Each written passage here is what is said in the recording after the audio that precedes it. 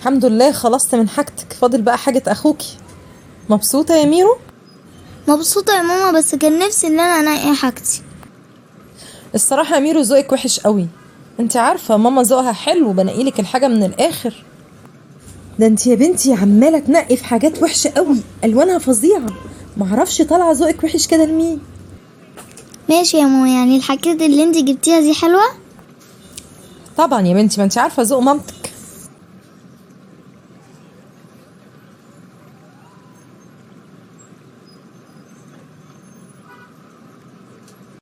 ها يا ابني، فهمت ولا برضو لسه؟ معلش يا ماما، ممكن تشرحها لي تاني؟ يخرب بيت غبائك، كل حاجة اشرحها لك تقولي مش فاهم. ده انا بقالي ساعة بشرحها لك، انت غبي ليه يا ابني بس؟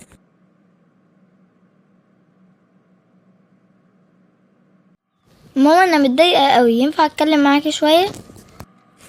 ماشي يا ميرو، روحي دلوقتي لما اخلص بس هبقى اسمعك. يا ماما انا عايزة اتكلم دلوقتي. بقولك ايه، انا مش فاضية. لما اخلص ابقى اسمعك، اكيد حوار تافه من الحوارات اللي بتقعدي تقوليها لي دي. انا فايقة نلكك.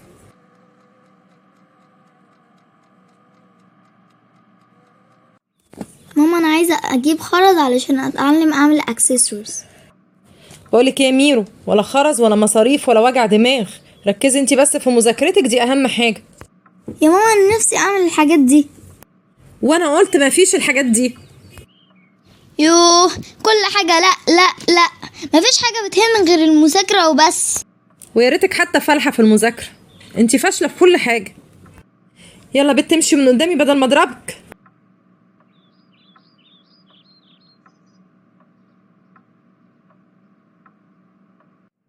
يلا يا احمد، طلع لي كلمه كده فيها مد بالالف. انا لا، انا معرفش. طب حاول كده يا حبيبي، بص كده في الكلمات اللي عندك وحاول. باب. طب ما انت شاطر اهو يا حبيبي، امال ليه مش بتجاوب؟ خلي عندك ثقه في نفسك اكتر من كده يا احمد. مش ده القلم بتاعي اللي كان ضايع مني يا فاتن؟ قلم ايه ده؟ بتاعي انا اللي شارياه. والاسوره اللي في ايدك دي بتاعتك؟ دي كان ضايع مني من اسبوع. لا، ده بابا اللي شاريها لي. ميرو حبيبتي عامله ايه؟ اهي كويسة زي ما انتي شايفة اهو. ولا بتذاكر ولا بتعمل اي حاجة، ومستواها في النازل وتصرفاتها كلها مش عاجباني. لا طبعا ميرو شاطره، ما تقوليش عليها كده تاني.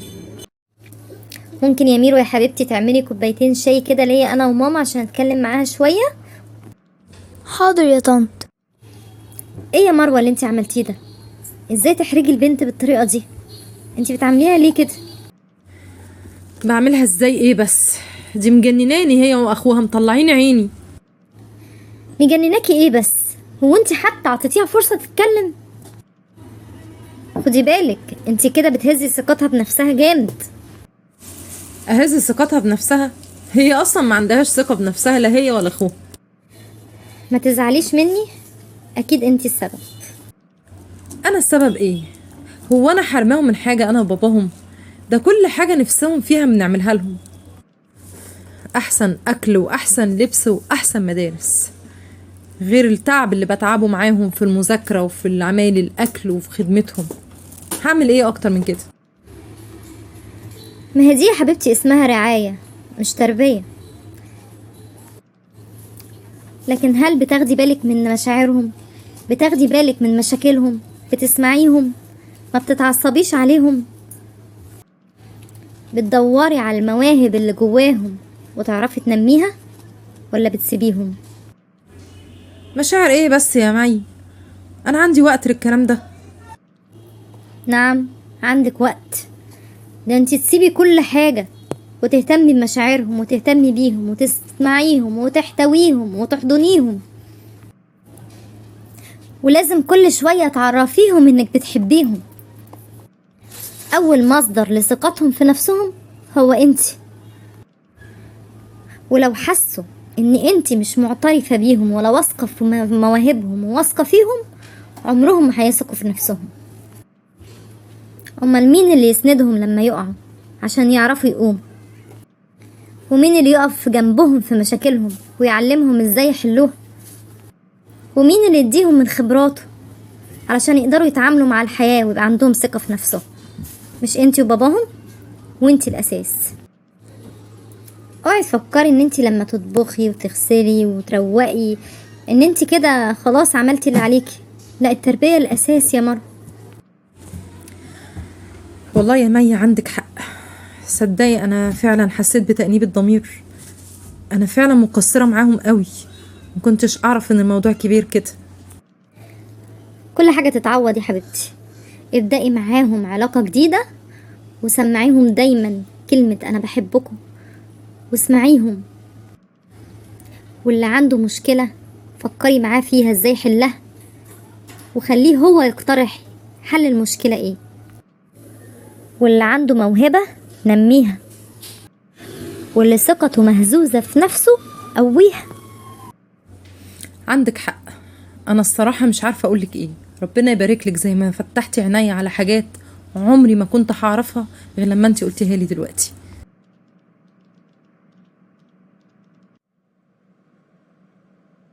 ايه يا احمد يا حبيبي، مالك؟ شكلك متوتر وقلقان ليه كده؟ اصل يا ماما عندي امتحان بكره وحاسس اني ناسي كل حاجه. لا يا حبيبي، بيتهيألك مش ناسي ولا اي حاجة. انت مذاكر كويس قوي، ما احنا مراجعين مع بعض. ايوه يا ماما، انتي بتقولي عليا دايما ان انا فاشل. يا حبيبي للدرجة دي الكلام مأثر فيك؟ لا لا، انسى كل الكلام ده يا احمد. انت شاطر يا احمد. انا بقول الكلام ده وقت عصبية لكن مش حقيقي. لازم تخلي عندك ثقة في نفسك وما تخليش اي كلام يهزك. برضو الميس قالت لي ان انت ما عندكش ثقه في نفسك. معلش يا حبيبي، ده من الكلام اللي انا كنت بقوله لك وقت العصبية. بس انا بقول لك انسى الكلام ده خالص، ما تاخدش على اي كلمة انا قلتها لك وقت عصبية. انت شاطر وذكي ومش هتنسى اي حاجة من اللي انت ذاكرتها. وانا هوعدك ابطل اقول الكلام اللي بيأثر في نفسيتك قوي كده ويهز ثقتك في نفسك. روح نام دلوقتي يا حبيبي، وانا بقول لك انت عملت اللي عليك خلاص، ايا كانت النتيجة انا راضية بيها، وان شاء الله ربنا مش هيضيع تعبك. ماشي يا ماما، انت كده طمنتيني.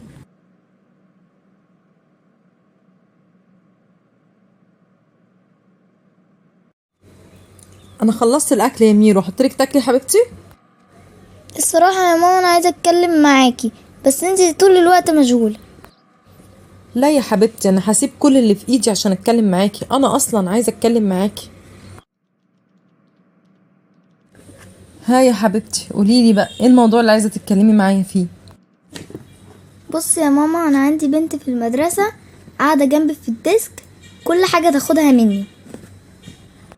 يعني ايه تاخدها منك؟ انت بتديها لها يعني؟ لا يا ماما، دي بتاخدها من ورايا. دي سرقت مني الغويشه وسرقت مني القلم وسرقت مني حاجات كتير قوي. طب وبقالها قد ايه بتاخد منك الحاجه من وراكي؟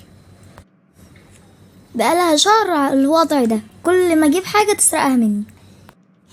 طب وانت ايه اللي مسكتك يا ميرو كل ده؟ انا كل يا ماما ما بتكلم معاكي تقولي لي انا مشغوله.